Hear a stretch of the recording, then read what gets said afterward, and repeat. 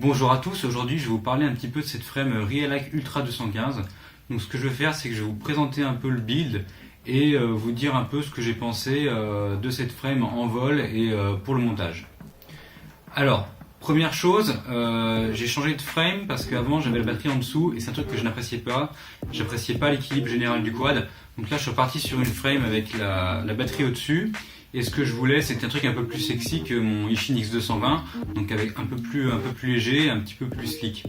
Voilà, donc je suis parti sur la Realac Ultra 215 que j'ai pas payé très cher sur Banggood. Voilà, je suis vraiment tombé amoureux du design. Donc effectivement, c'est une frame qui est low profile, puisqu'il y a environ 2,5 cm en hauteur sur les entretoises. Et donc, je pensais avoir plus de place dans cette frame que dans ma précédente frame qui était une Realac Lion 215, et en fait il n'y a pas vraiment beaucoup plus de place. Alors ok, c'est pas juste une seule stack au milieu, par contre vu qu'il est très low profile, et bien la place pour les composants est vraiment comptée et il vaut mieux faire un build clean pour que ça tienne.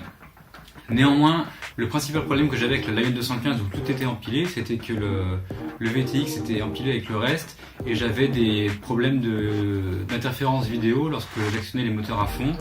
Et grâce à cette frame et au repositionnement de mes différents composants, ce problème a disparu. Donc aujourd'hui, je vole avec cette frame principalement. Mon X220 est un petit peu dans les choux. Mes différentes impressions. Alors, au niveau du look, moi je kiffe. Voilà, avec les entretoises dorées, c'est pas d'origine, mais bon, c'est plus sexy, je trouve. Il me manque juste l'entretoise du dessous que j'ai pas pu mettre en doré parce que j'ai pas la bonne dimension. Les hélices transparentes, c'est super moche, mais bon, j'ai fait ce choix là. Je savais pas quelle couleur acheter, donc j'ai pris le transparent et en fait, c'est la plus moche des couleurs.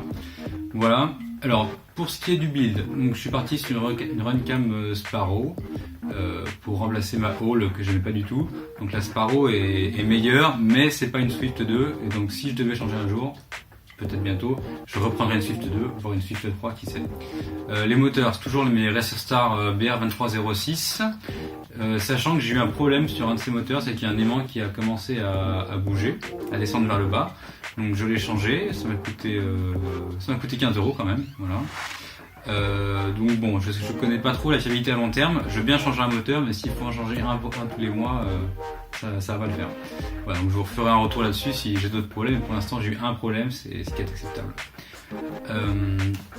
Donc Runcam Sparrow, moteur Racerstar BR2306S. À l'intérieur c'est une Flycolor Raptor S, voilà, donc avec les ESC 4 en 1. À l'arrière j'ai un petit récepteur, je ne sais plus le nom, petit récepteur FlySky, et au-dessus un émetteur Ishin TX 526. Donc l'émetteur, le récepteur d'antenne est en bas et l'émetteur vidéo est en haut. Là j'ai une antenne courte, je vais la changer pour une antenne plus longue parce que lors de certains vols j'ai pu monter très haut, pencher vers le bas, et là plus de signal du tout. Donc je vais changer pour une antenne plus longue pour essayer de résoudre ce problème. Alors, comme je vous le disais, il y a peu de place. Notamment, j'ai eu des problèmes avec le câble pour la batterie. Voilà, donc je l'ai mis sur le côté actuellement, je vais vous montrer. Je l'ai mis sur le côté avec un petit raisin pour le fixer. C'est le seul endroit où ça ne touche pas. Parce que s'il est libre, les hélices passent très très près de la frame et ça pose problème. Comme vous pouvez le voir là, je vais essayer de vous montrer, les hélices se passent très près de la frame, voilà, donc ça induit d'autres problèmes, que ce soit à l'avant ou à l'arrière. À l'arrière, il y a un peu plus de place, voilà. Donc, je vais vous montrer ça qu'une batterie à l'arrière, c'est assez gênant, et surtout avec le support GoPro à l'avant, ça pose problème. Alors, pour vous montrer qu'une batterie, j'ai installé la batterie, et donc, vous voyez, les hélices passent très près de celle-ci. Donc là, la batterie est installée un petit peu sur l'arrière, mais c'est normal, puisque quand je vole avec le support de la Runcam, eh bien c'est la place de la batterie. Les Infinity sont encore plus longs que les Tattoo, donc c'est un peu plus loin, mais c'est grosso modo le même problème. Donc les batteries, j'ai pas eu de problème de frottement à l'arrière avec les hélices, même si elles se déplacent un petit peu ou quoi, il n'y a pas de problème de frottement. Par contre, à l'avant, j'ai explosé une prise d'équilibrage de batterie parce que l'antenne a touché. Donc la frame est petite, 215.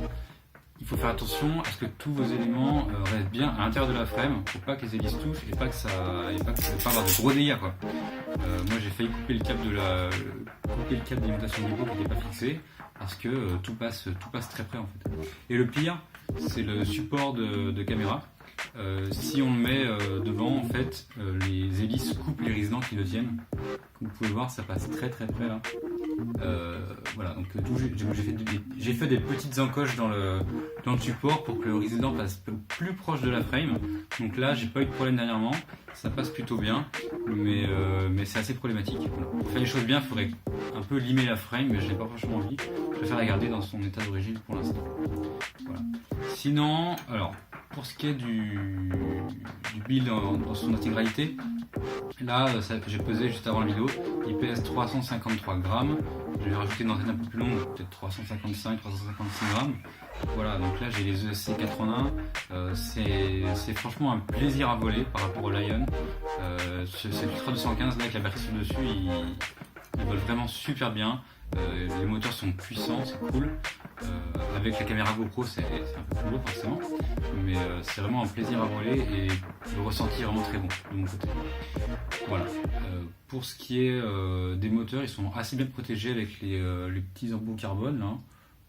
Voilà, ça les protège bien, il n'y a pas eu de marque, sauf comme je le dis, un des moteurs qui a eu un problème d'aimant. Alors je sais pas si ça vient d'un choc ou si c'est le moteur qui est défectueux, mais bon, en tout cas, j'aime beaucoup cette frame, comme vous pouvez le constater. Vraiment, vraiment content de voler avec, et puis je vous la conseille. Voilà, il y a le lien dans la description pour aller la voir sur Banggood. Et puis je vous dis à bientôt pour d'autres tests et d'autres reviews.